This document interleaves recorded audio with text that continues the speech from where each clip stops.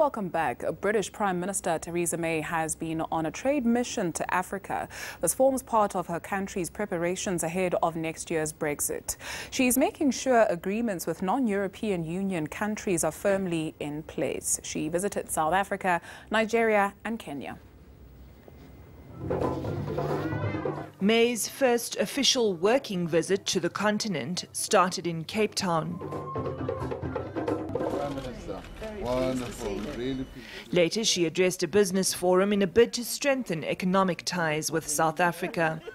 May says she supports the ANC government's planned land reform program as long as it's lawful and transparent. I welcome the comments that President Ramaphosa has already made about the approach to land reform, bearing in mind the economic and social aspects of it. I believe that we have a real opportunity to unlock. We already see significant investment from the UK here in South Africa, but I think there are real opportunities for the future. I'm pleased that I've brought a significant business delegation with me here and across a wide range of business activity, from financial services to agricultural products and manufacturing and infrastructure and various technology companies as well. And obviously, as I said in my speech, as we look across the whole of Africa, as people are looking to invest, they want to ensure that their countries have that sort of stable aspects that investors are always looking for. May vowed to make Britain Africa's biggest G7 investor, overtaking America by 2022. She says this will be achieved by using the aid budget to help British companies invest. Whether through creating new customers for British exporters or opportunities for British investors, our integrated global economy means healthy African economies are good news for British people as well as for African people. Thank you very much indeed. I'm so pleased to be here. After South Africa, May flew to Nigeria. There she signed a security pact with President Muhammadu Buhari aimed at combating Islamist group Boko Haram. The British leader ended her trip in Kenya. A look now at what you've been saying on social media. German Chancellor Angela Merkel visited West Africa this week, namely Ghana, Senegal and Nigeria. On the agenda were efforts to boost economic ties and stem the flow of undocumented arrivals in Europe.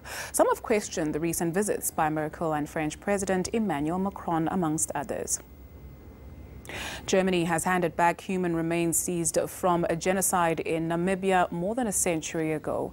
Thousands of Herero and Nama people were killed under German colonial rule between 1904 and 1908. A Namibian government delegation received the skulls at a church service in Berlin. Germany is yet to apologize for their massacre. And it would seem taxi drivers are the same in southern Africa. A Zimbabwean minibus driver has apparently appeared in court after he crashed into Vice President Constantino Chiwenga's motorcade. The 30-year-old unlicensed driver was remanded in custody. And finally, Nigeria's big weddings are getting more glamorous despite sluggish economic growth. Tying the knot is no longer just an option, but an expectation. Nigerian weddings are big on pageantry, glamour and spending. It's a multi-million naira industry that withstands even some of the toughest economic times. This bride is dressed in a pink lava outfit, coordinated by one of Nigeria's top designers. It's priced between 20 and 57,000 rand. Gift presentation and groom prostration are some examples of the fusion between traditional and contemporary. Something that makes Nigerian weddings so unique. This wedding was put together by Diola Okeshola, one of the country's most sought-after event planners. We're doing so many awesome things. A lot of people are doing creative things. You know, it was different, what, 10 years ago, 8 years ago, even 2 years ago compared to now. Formerly an investment banker in the United States, Okeshola came back to Nigeria 6 years ago to start her business, 2706 Events. Her staff of 50 to 100 professionals range from stylists, decorators, caterers and even craftsmen. They spend months bringing their clients' vision to life. The industry is worth millions, although exact figures are not available. The country's glamorous party scene seems to have survived the recent recession in Africa's largest economy. Obviously, not every Nigerian can afford a lavish wedding, but analysts say the growth of luxury markets like this one is driven by premium pricing. The more expensive the wedding, the better. People would keep trying to outdo each other. I mean, it's always competitive, so there would always be bits of things that would show, or things that would, those are things that would drive the cost up, basically. As social media epitomizes Nigerian weddings as the ultimate nuptial extravaganza, pictures of designer shoes matched with luxurious traditional robes are perhaps the most effective marketing tool.